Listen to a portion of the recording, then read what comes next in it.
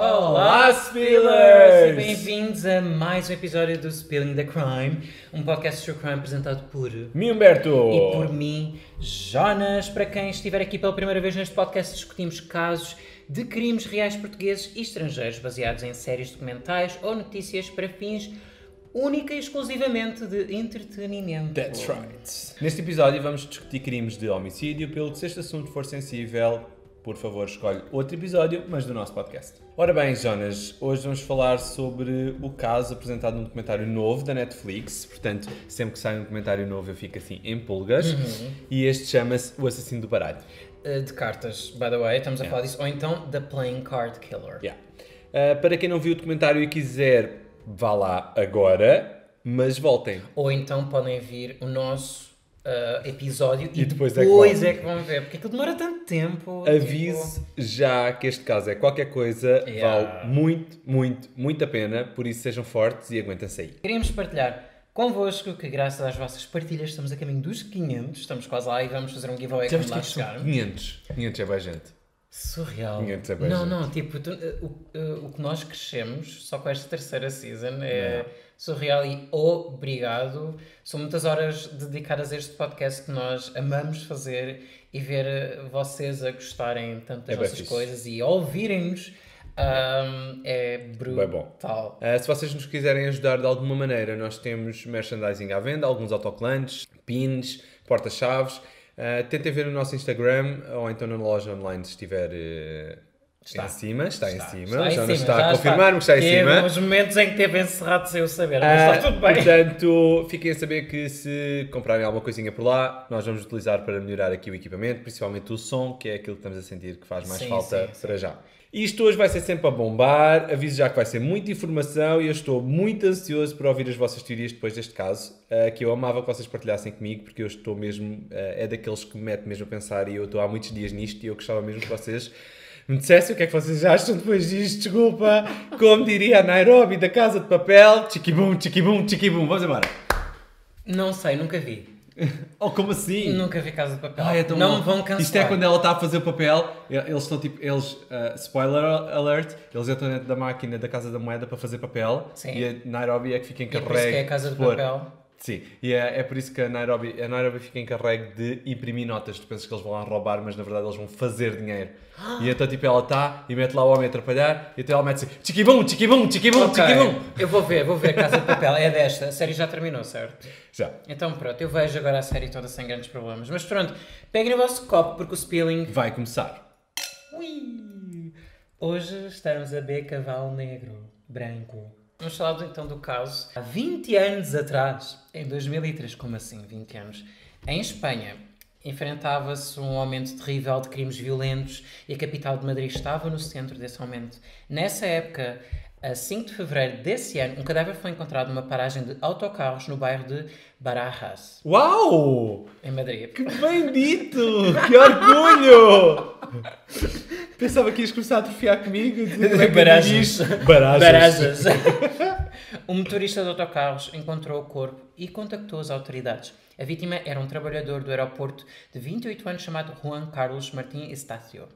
Juan Carlos foi morto com uma arma de fogo e não foram encontradas ligações evidentes entre ele e a máfia ou qualquer quadrilha criminosa. Na cena do crime, uma única carta de baralho, um as de copas, foi encontrada ao pé da vítima, o que despertou o interesse da mídia. Há uma parte cómica no documentário, desculpem o termo se calhar, mas pronto, que é quando eles estão a ver a cena do crime, portanto a polícia chega à cena do crime e os limpadores da rua estão tipo a varrer aquela merda com a água, tipo, bué, evidência e provas. Bué. É o meu trabalho, tenho que fazer o meu deram horário. cabo de uma carrada de provas, tipo, foi assim uma cena assustadora. Se calhar ouviram. Hã? Nada vai parar o meu trabalho! Tipo, não quer saber! Não sei, ou não vedaram bem aquilo, ou não sei, enfim, era só um detalhe, ou seja, não se recolheu daqui muita evidência, a não ser esta questão do as de copas. Isto logo lança polémica, portanto, mais nos mídias do que propriamente na investigação, que começam, desculpem, desculpem, Uau. começam a... Já nem há controle. Já não consigo falar! Começam as teorias de porque uma carta e logo um as de copas E portanto vocês estão a imaginar, se fosse em Portugal, obviamente que vinha a Maia e aquela gente toda, pronto, a Espanha é igual, que os nossos hermanos também têm Sim, essas pessoas. Mas até o nome, os serial killers têm sempre nomes incríveis, incríveis, que são tipo, tu ficas com curiosidade, é tipo, baralho cartas, ele deixava uma carta, que significado é que o As tem? O As é a carta mais poderosa em alguns jogos, também é considerado o número 1 do deck. Sim, eles falavam e diziam, se tiver de patas para o ar é de uma maneira, se tiver não sei o copas, que é de outra. É espadas, tiveram muito. Pode ter inúmeros significados, mas honestamente, e vocês vão descobrir que se calhar não era assim tão... isto foi muito, muito, muito falado em Madrid. Madrid estava a enfrentar aquela onda de crimes e temos um depoimento, não é depoimento que se diz, um comentário de um jornalista que diz que na altura isto era tipo uma guerra pelas audiências e nos jornais, tipo, eles tinham de ser os primeiros a chegar às notícias. Portanto, houve notícias que deram... em qualquer lado, não é? Sim, isto era falado nos telejornais, era tipo... Estava em prime time. Este caso. Isso é o que dá mais dinheiro, por exemplo, os jornalistas, os paparazzis.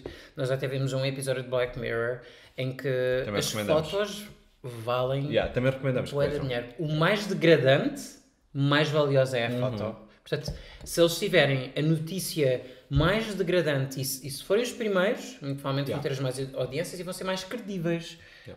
Mas pronto, as segundas vítimas, apenas um mês após o assassinato de Juan Carlos, a 7 de março, um casal no bairro de Três Cantos, da capital de Espanha, foi abordado repentinamente por um homem que, após se aproximar deles, disparou na cara do homem. Ou seja, o tiro foi das costas e saiu pela boca. E o nome deste rapaz era Santiago Eduardo Salas. A namorada de Santiago, isto é que vai ser difícil, Ana Reed, conseguiu escapar ilesa, pois relatou que a arma do assassino provavelmente teve um problema e ele teve que fugir do local. Antes de abandonar o local, o homem deixou cair outra carta. Um 2 de copas. E aqui começa... Quem serão os próximos? Quem é que vão receber o 3, o 4, o 5? É surreal. E depois eu comecei a pensar... Então, estas são cartas normais. Então quer dizer que valete, dama e rei vão ser pessoas mais... Não, o que me veio à cabeça foi uma série, também está no Netflix, que é sobre... agora não me estou a lembrar do nome da série, mas também tem a ver com baralhos de cartas. E quanto mais tu subias, pior era a cena. Naquele caso eram desafios que eles tinham de ultrapassar. E tipo, aquilo ia aumentando e eu pensei, bem... E esta teoria que nós estamos a conjecturar aqui, os mídia também conjecturaram. Portanto, e agora tínhamos... possivelmente um serial killer on the loose. Portanto, apenas 11 dias depois deste caso, ainda em março de 2003, um casal romeno na região da Arganda del Rei, em Madrid, foi morto a tiro e 2 cartas, o 3 de copas e o 4 de copas, foram deixados na cena do crime. Embora os mídias já tivessem começado a cobrir extensivamente o caso e a tentar descobrir o que é que queriam dizer estas cartas, estes últimos assassinatos em que houveram mais do que uma pessoa, então, ainda causaram mais frenesim, que era do tipo, podia dar aqui a ideia de que havia um aumento dos crimes, portanto, que isto ia escalar. Sim, e o serial killer normalmente tem um padrão, este aqui não tinha... Sim, não havia nenhuma associação entre as vítimas, a não ser aqui alguma possibilidade de ser mais vítimas, tipo, estrangeiros. Porque eles eram todos de descendência não sei se eram todos, mas havia aqui uma possível teoria em que eram pessoas não espanholas. Não de lá. Sim, mas não faz muito sentido, depois vamos ver. Malta, este episódio tem muita teoria, muita coisa, vamos com calma. Muita informação. Uma coisa que eu queria dizer aqui é, nós fazemos isto para entretenimento, temos uma semana para preparar cada caso, portanto, vamos com calma, também a gente não faz propriamente dissertações de mestrado. O clima era de medo e isto fez-me lembrar o Night Stalker. Portanto, a este momento as pessoas estavam todas com medo porque as pessoas, os assassinatos não tinham nenhum sítio em específico, não tinham nenhum padrão habitual, nenhum horário, nada. Eles não sabiam sequer o que fazer daqui para a frente. Basicamente ninguém estava a salvo. Sim, exatamente. E pronto, passamos então à fase de investigação. Então, que pistas é que a polícia poderia seguir? Para já seriam as cartas, nunca foram assim um foco da investigação só dos mídia. A polícia focou grande parte dos seus esforços na balística, como explicam na série. Quando existem armas de fogo envolvidas, é quase como se cada arma tivesse uma impressão digital, que é deixada na bala / cartucho, e dessa forma consegue perceber-se diferentes crimes que poderão estar relacionados. Com base nos ferimentos em cada um dos casos, perceberam que a bala utilizada em cada caso era de calibre 6,62 mm. És mesmo disléxico. 7,62. O que é que eu disse? 6,62. 7,62 mm. Peço imensa desculpa. Eu nem dou conta, mas... Não, a minha sorte é que está gravado. Sim. Eu vejo estas tangas que eu digo. O que era algo raro, uma vez que o tamanho mais usual era de 9 mm. E era uma grande pista, pois esse tipo de balas eram utilizadas numa arma chamada Tokarev. Tokarev. Tokarev. É como eles dizem na série, diz Tokarev, mas está aqui um R. Tokarev. Tokarev, parecia um Y, peço imensa desculpa. Oh my god. Fabricada na Rússia. By the way, este tipo de armas também era utilizada por militares, normalmente. Yeah. Portanto, aqui já uma grande pista.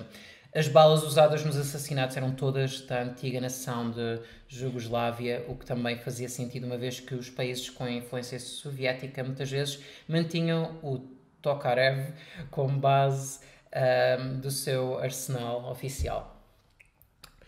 Enfim, a questão aqui era como é que... Eu sei, eu troquei uma palavra. Pronto, ele tinha uma... Eles perceberam que as balas não eram habitualmente as utilizadas e que provavelmente tinham sido disparadas por uma Tokarev. A questão aqui era como é que um indivíduo espanhol, em princípio, tinha em sua posse uma arma estrangeira e ilegal na Espanha. Portanto, poderia ser militar e poderia ter trazido. Pois. Como é militar, deixa lá, vai, sim, leva. Olha, podes parar de partilhar as teorias da polícia como se fossem tuas. Pois. Por outro lado, então a polícia relacionou os 3 assassinatos com uns outros 2 que tinham ocorrido anteriormente. Ou seja, quando as balas foram para a balística, eis que aquilo fez plim, nos computadores da polícia e eles disseram, espera aí que há aqui 2 homicídios por resolver que têm o mesmo tipo de balas. Ok. Portanto, e assim conseguiram ligar não 3 assassinatos, mas 5. Nós só falámos de 3. Ok. Yeah. Então é assim, em janeiro do mesmo ano, em 2003, um mês antes do assassinato do Juan Carlos, que foi o que foi morto na estação dos comboios, um porteiro de 50 anos chamado Juan Francisco Ledesma foi morto a tiro dentro da sua própria casa, na frente do seu filho. Fuck. Nós, inclusive na série, temos um depoimento do filho. O filho está vivo. O filho está vivo. Well, o filho não se lembra de nada. O filho e a mulher deste senhor também está viva, a viúva. Yeah. O filho não se lembra de nada... mas relata que na altura ainda fez algum tipo de comentários e a mãe conseguiu reproduzir. A bala usada neste caso também era da mesma da Tokarev, de 7.62, sugerindo que esta arma também tinha sido utilizada. Aqui foi fácil relacionar, em princípio, primeiro porque os crimes não tinham sido resolvidos e depois porque esta arma era mesmo muito rara. Outro caso ocorreu no dia seguinte ao assassinato de Juan Carlos, em que o agressor entrou num bar chamado Rojas. Eu não sei falar espanhol. Rojas, sim. Rojas. Sim.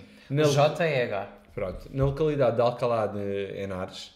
E matou a tiro... Eu falo espanhol e português. Deixa-me! Alcalá de Henares. Alcalá de Henares. E matou a tiro um rapaz, uma mulher e ainda tentou matar a outra, que era a mãe do rapaz. Esta conseguiu fingir-se de morta, portanto ela ainda foi baleada, inclusive estava no chão, voltou a ser baleada, mas fingiu-se de morta e conseguiu sobreviver. Eu faria o mesmo, eu nem sei como é que uma pessoa naquele momento consegue, tipo... Pensar, né? E ainda fingir-se... Tudo bem, ela fingiu-se de morta, mas o filho tinha acabado de ser sim, ainda por cima. Baleado à frente dela. As balas usadas neste caso também eram balas semelhantes e relacionadas com a Tokarev. Portanto, estes 2 assassinatos passaram a ser investigados na mesma, digamos, no mesmo grupo de assassinatos e basicamente ocorreram 5 crimes, todos no espaço de meses em 2003 e todos aparentemente com a mesma arma. É bem provável que as cartas só tenham tido continuidade porque os mídias focaram-se tanto nas cartas, na tal carta, no tal as e... Existiam muitas teorias que poderiam significar, tipo, qual seria o significado desta carta, mas eu acho que o assassino só quis alimentar ainda mais, e normalmente os serial killers gostam de fazer isso, porque nestes 2 crimes que ele acabou de dizer, não há carta. Eu adoro quando tu partilhas as teorias do script que vem mais à frente, como se fossem tuas teorias, estás-me a deixar doente. Não, mas eu escrevi. Mas isso está escrito lá em baixo. Pronto, então é uma teoria tua, se ainda não tinhas lido, tudo bem. Não é isso, mas a cena que eu acho, e eu achei isto antes de chegar lá abaixo, Ok. eu escrevi aqui neste momento porque achei do tipo engraçado, entre aspas, estes dois crimes terem acontecido, depois acontece um em que há uma carta e depois houve a alimentação dos mídia tanto nesta carta que depois o crime a seguir já tem carta. Sim. E o usa a seguir também. Sim. Parece que e normalmente os serial killers são tão narcisistas que querem alimentar isto. Querem atenção. E é do tipo, querem ter reconhecimento, kinda. É do tipo, Yeah. fui eu que fiz, sou eu o matador, o assassino do Sim, baralho. e deram logo, eles só com uma carta já lhe estavam a dar um nome, que era o Sim. assassino do baralho. Sim, sim, sim. O que aqui percebemos é que na verdade estamos a falar de um serial killer e vamos ver se ele parou por aqui. Sim, uma teoria para explicar que uma arma russa pudesse estar a ser usada por um assassino foi rapidamente relacionado com o facto de que o exército espanhol esteve em missões em países da antiga União Soviética nos últimos anos, colocou-se então a hipótese que o agressor pudesse ser um membro do exército. Gente, eu sei que disse isto, mas haviam mesmo 300 mil teorias. Vocês não estão bem, e se vocês virem o documentário vão perceber, havia mesmo teorias para todos os gostos. Portanto, a abordagem da polícia perante esta nova via de investigação foi solicitar ao exército o registro dos soldados e oficiais que tinham cumprido missões nos países da antiga União Soviética e que tivessem sido tratados por problemas de saúde mental. Aqui já a conspirar que quem cometesse este crime teria de ter aqui algum tipo de perturbação. Pronto. Outra via de investigação eram os sobreviventes. Nós não vos dissemos na altura quem é que tinha sobrevivido ao ataque, mas haviam até agora 3 sobreviventes. Portanto, Anahid e Eduardo, portanto, que foram os que estavam naquele ataque em que a arma falhou. Sim, o rapaz sobreviveu. Ele, apesar de ter o ferimento de saída da bala na boca, inclusive foi submetido à reconstrução da boca, sobreviveu. É a carta número 2, by the way. Felizmente. E também a dona do bar Rojas, a Teresa, que sobreviveu após ter sido baleada várias vezes, tendo o seu filho infelizmente falecido nesse dia. A polícia decidiu então recolher os bosses faciais com base nos detalhes fornecidos por ambas as mulheres. Ou seja, isto porque Eduardo para já estava em recuperação e não conseguia providenciar a descrição suficiente para conseguirem fazer um sketch. Nós vamos pôr as imagens no Instagram e vocês vão perceber que não têm nada a ver uma com a outra. Não tem nada a ver. De forma a dar continuidade a esta via de investigação, Teresa foi convocada para identificar o possível agressor. Vários homens que tinham servido no exército espanhol foram chamados e a Teresa foi instruída a identificar o agressor. O homem que Teresa identificou, temos que dizer que de forma meio incerta, foi imediatamente preso e era conhecido por ser pelo seu pseudónimo Fichas. Ai, adorei que ficasses tu com esta parte porque eu não sei dizer Fichas. Vamos ao fixe. Bem, olha, vai ser difícil. Era segurança de um clube antes de servir como paraquedista na Bósnia e também era conhecido por ter crenças neonazistas. Tá. Desculpa, veio uma palavra em inglês à cabeça. No entanto, mais tarde foi descoberto que o fiche não estava relacionado com os assassinatos e o homem foi libertado da custódia da polícia. Aliás, a sua preocupação quando o tiveram até era algo relacionado com droga. Nunca sonhou que estava a ser detido por suspeitas de ser um serial killer ou serial killer do baralho de cartas. Isto foi tudo uma grande confusão. Portanto, havia aqui muita pressão, como vocês devem calcular. Aliás, vou ter de partilhar aqui o meu cérebro está a entrar em loop. Eu preciso mesmo que vocês partilhem as vossas teorias comigo, porque eu tenho o meu cérebro muito cansado de pensar neste caso. O que eu sinto é que isto fez-me lembrar tanto a Maddie. Porque havia bué pressão dos mídia e a polícia não só foi por queria... esta altura também. O início dos anos 2000 foi mas acho que a Maddie foi em 2007, se não estou em erro. Eu acho que os primeiros 10 anos dos anos 2000 foram muito mauzinhos. Mas basicamente havia muita pressão. Eu acho que a própria testemunha, a Teresa, sentiu muita pressão da polícia. Claro. E acabou por identificar este homem que não tinha nada a ver com isto, afinal. E houve um jornalista que conseguiu falar com alguém e que basicamente percebeu que até as autoridades sabiam que não tinha sido ele, mas como estávamos em épocas de eleições e iam haver as eleições a Madrid, convinha haver esta detenção e salvar o povo madrileno deste assassino. Eu prefiro... estas coisas assim dão-me assim uma azia, mas é tipo azia do corpo inteiro. Não dava para ir com Reni. Isto é tipo... É mesmo o corpo inteiro. Fico azia na pele até. Fico todo aziado. Todo aziado. Por um lado, existe também esta questão que eu consigo compreender, que é trazer uma falsa paz às pessoas. Que é tipo... O assassino está preso, baixar um bocadinho o pânico, mas se ele não é o... Sim, mas eles vão perder toda a credibilidade quando vierem cá para fora e dizer afinal não é este. Vamos ver.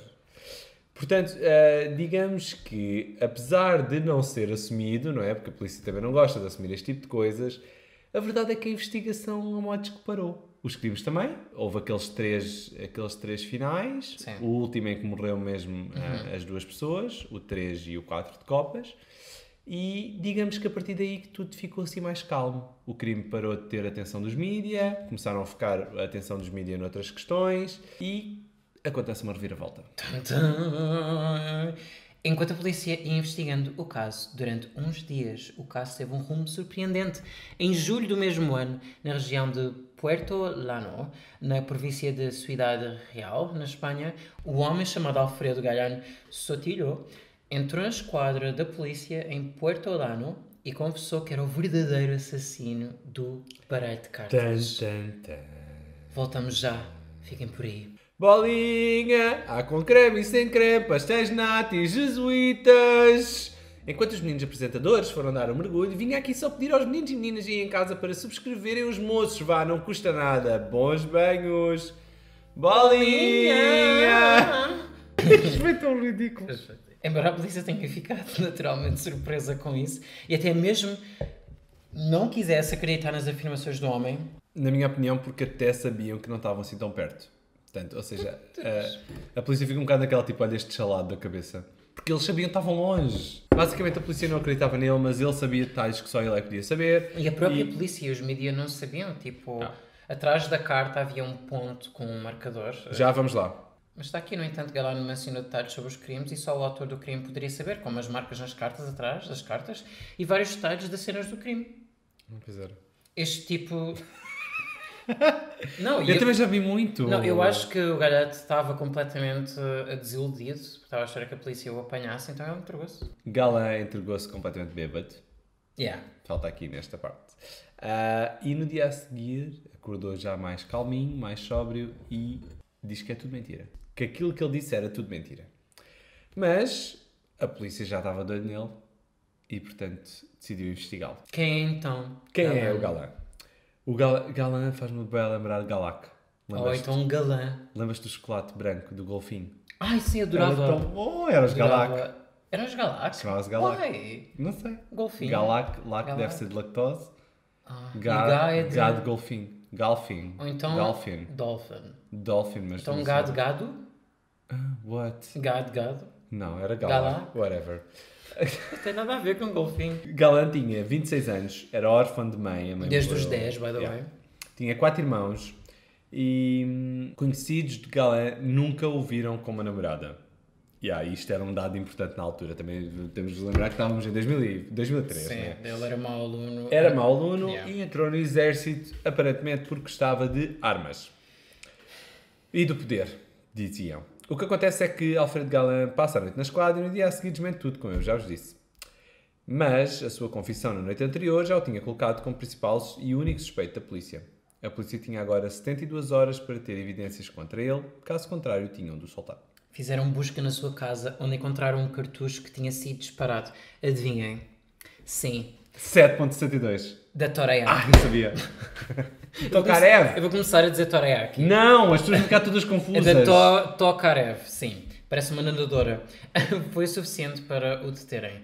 Na altura, Galán confessou onde estava a roupa usada nos crimes, bem como os marcadores que usava para marcar as cartas. Só a polícia e ele sabiam disto. Isto basicamente foi suficiente para prenderem preventivamente Galán e, portanto, ele já não saiu. Agora vem uma parte super interessante, que é Galán tinha sido um membro do exército espanhol e tinha sido enviado para a Bósnia numa missão humanitária antes de 2003. O que é na Bósnia? Tokarev. Tokarevs. E foi aqui que possivelmente adquiriu a... Tokarev. A missão lá era humanitária de paz e os soldados tinham como objetivo livrar-se das armas do público em geral. E o homem encontrou o Tokarev durante esse período, quando o exército regressou para a Espanha. Aparentemente, Galan escondeu o Tokarev dentro de uma televisão que trouxe para Madrid com a sua bagagem. Para além disto, Galan tinha um histórico de problemas de saúde mental e, portanto, vocês veem que já estamos aqui a tocar em dois dos pontos que tinham sido teorias da investigação anteriormente. Portanto, ele até era um ótimo candidato, porque ele estava a fazer tipo os checks todos da polícia. Tipo, teve na Bósnia, tem problemas de saúde mental, sim. Esses problemas de saúde mental despertaram não quando ele esteve na Bósnia na tal missão humanitária, mas quando ele depois disso foi chamado para limpar o desastre do Prestige. Lembram-se daquele navio que deixou petróleo por todo o lado? Yeah. Portanto, foi o exército espanhol que enviou soldados para lá para limparem aquela porcaria mesmo. Lá, Galan tentou roubar o carro de uma idosa e em seguida foi submetido, obviamente, a uma avaliação de saúde mental, que revelava que ele tinha níveis de ansiedade muito altos e etc. Por isso, ele foi dispensado voluntariamente do serviço e voltou para Madrid, onde pediu para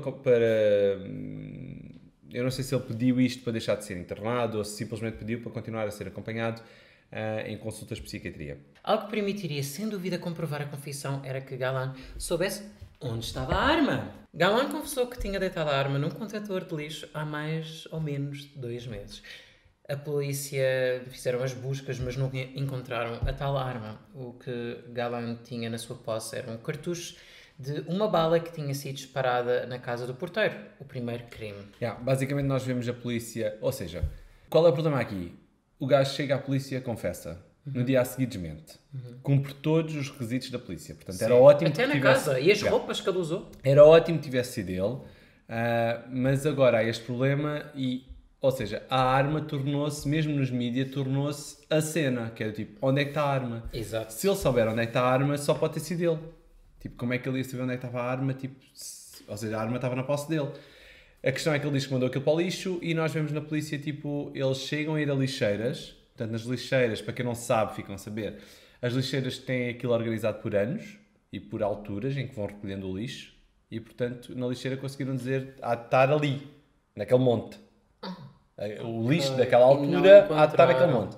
E não encontraram nada. Ok. Também não podiam usar detectores de metais porque as pessoas deitam metal para o lixo, não é? Ok, vamos então entrar na fase de... preparatória para o julgamento. Ou seja, yeah. consideraram que havia o suficiente para condenar Galan a esta altura. Haviam provas, não é? Algumas, sim. Algumas, não a arma do crime, mas a roupa, o tal cartucho que estava também em casa dele. E a primeira confissão dele. E a primeira confissão. A mal ou bem, ele disse coisas, não é? Sim, sim. Nisto, então, Galan tem direito a ser chamado a sua advogada. Ele dá-lhe uma advogada daquelas do Estado, que eu não defendendo lados nenhuns nem nada, tipo, eu vi o documentário e eu adorei-a.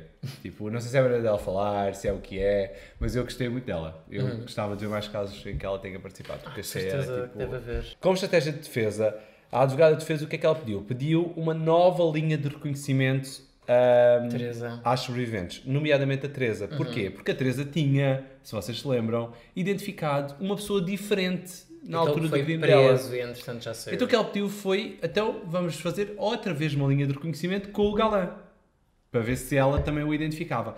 E toda a gente, houve aqui muito debate à volta disto, que era o tipo, então mas para que é que tu vais chamar, tipo, a cara dele, neste momento a cara dele já estava por tudo o que era notícias. Porquê é que tu vais chamar alguém a reconhecer uma pessoa que já esteve nas notícias? E o que ela disse foi, para que haja dúvida. Ou seja, o que ela queria basicamente não é que se iam ou não identificar o Galan, porque isso era um bocado óbvio. Tipo, depois de tu teres passado uma coisa traumática, de repente estás só a levar com imagens de uma pessoa na televisão, é normal que tira a credibilidade toda desta testemunha. É normal que tu queiras ir, é normal que tu identifiques aquela pessoa. A questão aqui era, como é que tu identificas? Se tu identificas com certeza absoluta ou se tu tens algum tipo de dúvida. Sim. Sendo que ela seria sempre duvidosa uma vez que já tinha identificado outra pessoa. Sim, ela teve quase a certeza que era aquela pessoa e agora está a dizer que é outra pessoa.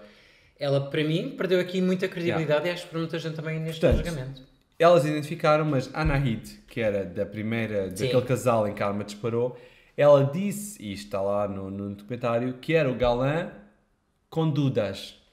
Ou seja, com dúvidas. Ou seja, ela identificou que era aquele homem, mas com dúvidas. E isto era o que a defesa tinha como objetivo, que houvesse algum tipo de dúvida de quem era a pessoa. São feitas avaliações psiquiátricas e psicológicas. A avaliação psiquiátrica foi feita por Juan Carrasco, psiquiatra. Foi o último relatório que este psiquiatra fez. Galán começa a contar coisas e durante 4 entrevistas referiu tudo o que tinha feito. Havia relatos de matar por matar, ou seja, ele estava a matar sem grande razão, só porque sim. O relatório conclui que existe atitude narcisista, antissocial e de estilo predador. Considera que não conseguiu conhecer Galán por inteiro. Ficámos então a perceber aqui também que, na sequência do que aconteceu no Prestige, Galán fica internado e mais tarde pede para ter alta e ser seguido em ambulatório. Mantendo as consultas de psiquiatria, foi nos intermédios dessas consultas que Galán terá cometido 3 dos crimes e outros 2 após ter deixado de ir às consultas.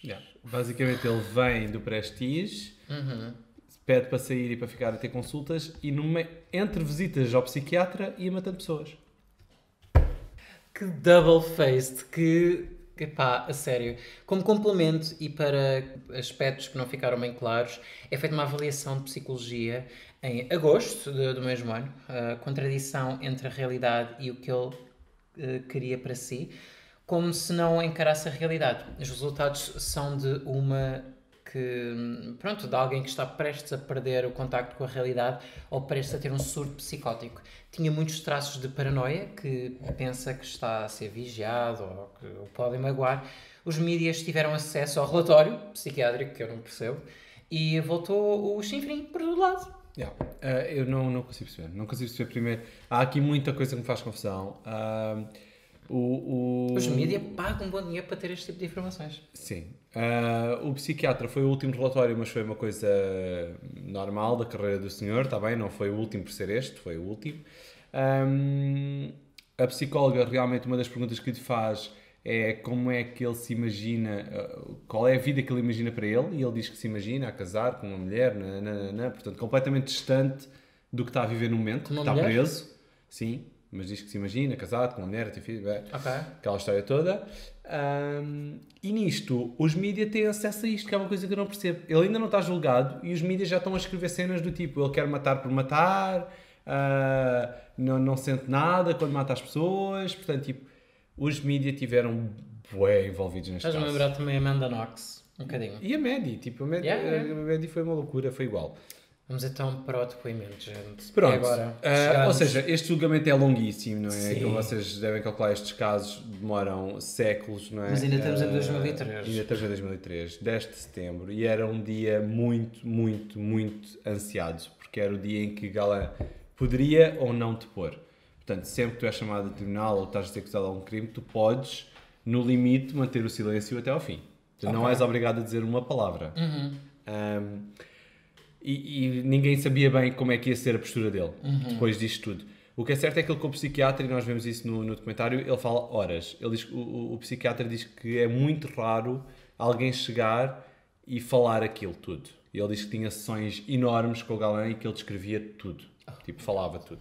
O Galán foi chamado a depor e o suspense era brutal. Toda a gente queria saber o que é que ia sair dali e de repente o juiz pergunta-lhe, então deseja depor? E ele diz que sim.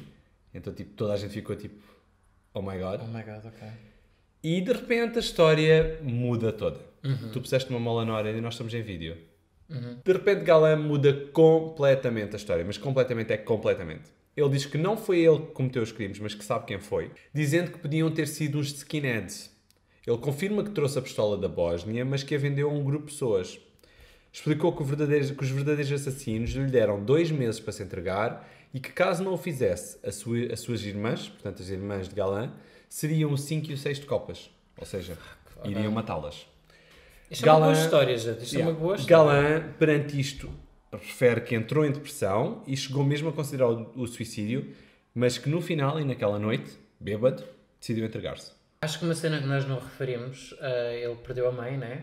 Aos 10 anos, e o pai era uma pessoa muito ausente. Imaginem, um pai ter que tratar de 5 filhos, e ele foi introduzido ao álcool muito cedo, by the way. Então ele bebia muito álcool para se esquecer de certos problemas e acho que foi uma dessas situações que aconteceu aqui. No documentário, a advogada refere que acreditou na versão dele e que ela própria tinha outras informações que não podia revelar por sigilo profissional com o cliente, que a faziam acreditar nesta versão da história. Então e as provas na casa dele? Foram plantadas As provas podem ser plantadas, não é? Ok. Nesta altura, o facto de Gallan se ter entregue bêbado no dia em que confessou os crimes também foi um fator de estranheza. Portanto, isto lançou... Foi como se, tipo, imagina, tudo estava tratadinho, estava tudo despachadinho, já aquele processo estava quase guardadinho no armário e de repente, puf, gera-se uma onda de... Sim. Podes parar de brincar? Estamos a falar de coisas sérias. Sim, desculpa. Porque isto obviamente levantou perguntas, não é? Sim. Muita gente começou a fazer perguntas. Então, mas se isto, porquê que isto? Se isto, porquê que aquilo? A cena é, a pessoa bêbada normalmente quando bebe, as suas verdadeiras intentions às vezes vêm ao de cima. Estão a ver quando as pessoas dizem comi uma pessoa, mas estava bêbada. Gente, isso não é justificação para nada. Aquilo era a tua vontade. O álcool desinibiu-te para fazeres isso. Se calhar... Tira os bloqueios. Tira os bloqueios. Se calhar ele tinha esses bloqueios, já estava a pensar, já estava com remorso e foi-se entregar. Mas de acordo com o relatório dele, ele não é pessoa para ter remorsos. Vamos ver. Vamos continuar. Nisto a acusação continua a fazer perguntas, até que Gallan diz: não vou responder a mais perguntas de ninguém. A resposta à acusação diz, portanto, toda a gente ficou ansioso, né, o que é que ia sair dali, e a acusação diz: não faz falta, não vejo qualquer tipo de razão para acreditarmos nele. Ou seja, ele não quis falar mais, mas também ninguém queria que ele falasse mais. Em troca, para falar, Gallan chegou a pedir a proteção para ele e para a sua família, e este pedido foi recusado. Portanto, esta é a acusação. Provas incriminatórias contra Gallan. Portanto, nós temos declaração auto-inculpatória, o projétil disparado, nada mais relacionado com a arma, by the way, porque nós não temos a arma, e temos os testemunhos dos sobreviventes e os resultados das linhas de reconhecimento destes. Os depoimentos dos sobreviventes foram importantes. Vamos falar da Teresa Rosas, que foi do bar Rosas, que foi a primeira. Depois, a partir de Bilbao, porque não o queria ver. Depois, dizendo que era ele. A defesa contrapôs, referindo que Teresa teria inicialmente identificado outra pessoa na primeira linha de reconhecimento. Ou seja, mais uma vez, tirar credibilidade a esta testemunha para favor de Gallan. A linha de reconhecimento do Eduardo, outra vítima sobrevivente, foi recusada pelo Ministério Público, que alegou que Eduardo já tinha dito que não tinha visto o agressor. Ainda assim, Eduardo pediu para ver a cara de Gallan. Então pediu para depor em frente a ele e viu e disse que sim, que era ele. A defesa contrapôs uma vez mais em 14 de março. Eduardo alegou que não conseguiu ver o agressor. O advogado da vítima diz que não é isso que está escrito. Basicamente, ou seja, os depoimentos de Eduardo são uma grande confusão. Primeiro porque supostamente ele não julgo, pelo aquilo que ele passou. Não estou a julgar ninguém, mas supostamente tipo, ele não conseguiu ver nada porque o gajo chegou e disparou contra eles, não teve assim muito tempo à espera. Eduardo dizia que aquilo era um sítio muito iluminado, mas depois isso não coincidia muito bem com o que a Anaí dizia, que ele fugiu no escuro. Já levou um tiro.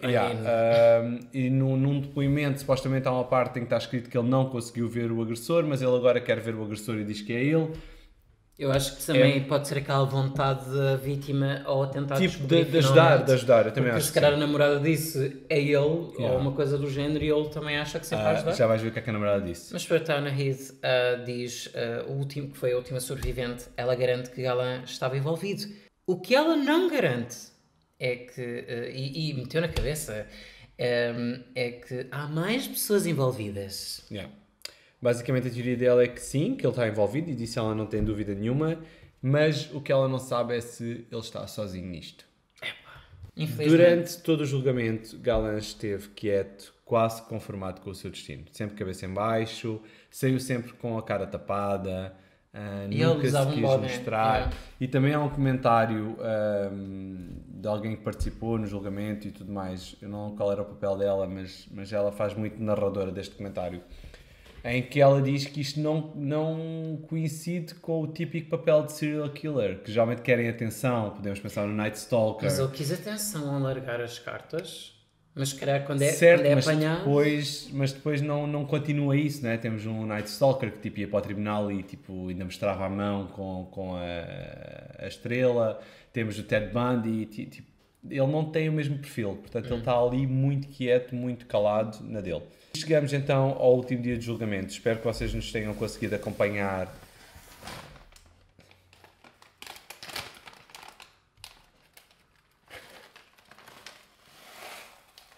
Vocês estão a ver o que é que eu sofro. Eu adoro estas batatas. O pacote vinha vazio. Diz às pessoas que o pacote vinha vazio. Diz à Lace. Olha, Lace, exposure. Abrimos o pacote, estava vazio. Fazia eco. Espero que nós tenhamos sido capazes Epá, foi difícil, de vos mas... transmitir todos os detalhes. Sim. Eu recomendo mesmo que vejam o documentário, porque efetivamente é daqueles documentários que tem 3 episódios e tem muita informação. Portanto, é mesmo difícil, não é daqueles que são 3 a pastelar. Há muita coisa, muita gente a falar e pronto. E eu também não queria que fizéssemos um episódio tendencioso. Eu queria que nós dessemos o máximo de informação e que vocês tivessem a vossa opinião. Sim. No último dia do julgamento, o juiz deu a Galã a oportunidade de dizer o que quisesse. Ou seja, era a última oportunidade que depois de ter sido julgado, depois de ouvir todas as vítimas, todas as provas que haviam contra ele, era a oportunidade dele de se manifestar. E Galã recusou-se a falar. Yeah. Para muitos isto indicava que ele era claramente o culpado. Como é que alguém não se defende, não é? Tendo essa possibilidade. Por outro lado, a advogada da defesa, a perspectiva dela é que o medo também é uma possível explicação. Ou seja, às vezes as pessoas podem ter medo de falar. E caso a teoria dele estivesse certa, que havia alguém que poderia magoar as irmãs dele caso ele não se entregasse, se isto fosse certo, era possível que ele não quisesse falar. Um jornalista deixa um comentário interessante e que eu também acho que é importante trazermos para a discussão, que é: e se ele não se tivesse entregado? Ainda está uma procuradão. A verdade é essa, é que a polícia nem estava perto. Não. A versão da polícia é que se ele não se tivesse entregue, e esta parte também é interessante, e eles respondem a isto, portanto, se ele não se tivesse entregue, a polícia estava confiante que através da listagem que eles pediram, a tal listagem dos membros que tinham feito missões lá e que tinham problemas psicológicos, que Galã vinha lá. Mas ele não estava na fucking lista! Mas ele não estava na lista. What the fuck? Portanto, eles ainda iam ficar mais longe. Este gajo tinha tudo a favor dele. Ele ser um serial killer. Pronto, depois aparecem então umas outras listas quaisquer, que de repente aparecem, cá lá o nome dele, e o nome dele até tem uma nota. Tipo um documentário qualquer. Como se o nome dele fosse mais importante que os outros. Pronto, isto é tudo muito estranho. Isto faz-me muito lembrar a Maddie, desculpem. Todos os comentários que houve com a Maddie e com os problemas que houve na investigação. E eu juro-te, eu adorava que isto fosse mais dissecado ainda, porque eu acho que há aqui... eu não estou a dizer que não é ele, mas há aqui muita coisa. A opinião da advogada de defesa é exatamente esse, que isto não é um caso de sucesso como a polícia pinta. A verdade é que ele entregou-se. Portanto, não foi propriamente uma investigação bem sucedida. Sim. Vamos até 2005, sim, 2 anos depois de isto ter começado, março, dia 4, a Galã foi condenado a 142 anos de prisão por todos os assassinatos cometidos e tentados, mas cumprirá apenas 25, porque é assim que funciona. Pena máxima em Espanha como em Portugal, e vai ser em 2028, porque é assim, ele pode matar 10 pessoas e uma pessoa pode matar uma. São 25 anos. Desculpa, é a minha opinião, não faz sentido. As vítimas consideraram que o Estado deveria ter assumido as indemnizações e nenhuma vítima recebeu... Nada. Basicamente, Galã, para além de ser condenado estes anos todos, foi condenado a pagar indemnizações às vítimas pelo que sofreram e porque não nos podemos esquecer que Eduardo sofreu mesmo consequências físicas, não é? E a própria mãe do rapaz, a Teresa, sofreu... psicológicas, danos psicológicos. Tipo, mas Galã está preso e não vai pagar nada e, portanto, o que elas alegaram foi que o Estado devia ser responsável, uma vez que permitiu que Galã trouxesse a Tokarev ao abrigo do exército. Sim, que permitiu com que ele só passasse em 5 anos na também prisão. devia ter sido considerado. Já na prisão, Galã escreveu uma carta em que tentou ajudar a polícia a resolver um assassinato de uma violação e assassinato que ocorreu em 1997 de uma rapariga de 16 anos. Portanto, havia aqui uma tentativa de ajudar a polícia. Ok, ver qual era o perfil de um assassino. Sim, ele tentava o que ele escreveu na carta era qual seria o perfil daquele agressor. Também na prisão, em 2016, Galã mudou de nome. Portanto, ele era Alfredo, acho que passou a ser Rui ou Ruben ou outro nome qualquer parecido a esses. E publicou um romance em que contava a história de um adolescente gay que sofria de bullying regularmente na escola. Estes dados são partilhados no documentário e eu acho que só para nós termos algum vislumbre do que vai na mente de Galã. Galã, muito provavelmente, era gay. Isto não é falado no documentário, mas nós estamos aqui num espaço de partilha das nossas opiniões e, portanto, eu acho que isto, junto com aquela questão do nunca viram com uma rapariga, não querendo... isto é tão complicado falar nestes assuntos. E o bullying na escola? Uma pessoa está sempre à espera de ser cancelada. Mas eu acho... No início dos anos 2000, a sexualidade ainda não era tão aberta como então temos é normal agora. que ele ainda se escondesse. E lá está, falamos daqueles sentimentos todos, depois sentir raiva sobre ele próprio, aquelas coisas todas, o ser perseguido, Portanto, há sim aqui algumas... Eu também concordo. Eu acho que poderá haver aqui uma influência da sexualidade dele e um mal-estar com ele próprio que pudesse também desencadear um bocadinho tudo o que vem a seguir. Qual é a tua opinião, depois de ouvir isto tudo? Se ele fez isto? Sim. Sim. Com a informação que tens, achas que é? Pois as informações que nos foram dadas, sim, ele teve provas, ele falou com detalhe dos crimes, né? Há provas na casa dele, ele esteve na Bósnia, que era onde a Tokarev se encontrava a arma e trouxe para cá. Eu acho que, se não foi ele, há demasiadas provas contra ele, para não ser ele. Pode existir realmente uma máfia atrás que está a fazer isto para incriminá-lo e etc, porque se vivia numa altura assim, mas perante aquilo que nos foi apresentado, para mim, ele é culpado. Agora, se a sexualidade e o facto de ele não se aceitar esteve em causa, isso já não sei, porque não foi focado em homens homossexuais, foi um bocado aleatório. Também poderia ser frustração sobre o passado dele e o facto de ele se sentir frustrado com a vida dele. Sim, não, eu acho que a homossexualidade ou não a existir aqui não tem propriamente a ver com o crime nem com as motivações para o crime, né? Pode ser mais um indício de que não conhecemos a pessoa em si, né? Olha, eu ando num ping-pong muito desgraçado nesta vida e eu agradecia que se alguém chegou a esta parte do episódio, eu espero que sim, que me ajudem, vejam o documentário e falem comigo sobre isto porque eu estou muito confuso na minha cabecinha. O que é que te está a confundir? Eu consigo perceber que ele seja um grande psicopata e que tenha... não, porque ele tinha, de acordo com a psicóloga, ele tinha instintos paranoides e aquelas coisas todas e que tenha criado esta realidade paralela para justificar os atos dele. Portanto, aquela vontade de matar e depois surgiu-lhe esta ideia, mas também consigo ver que seja possível... a determinado momento, nós não frisámos muito aqui, mas a determinado momento ele estabelece algumas relações com a extrema-direita, portanto, coisas mais radicais.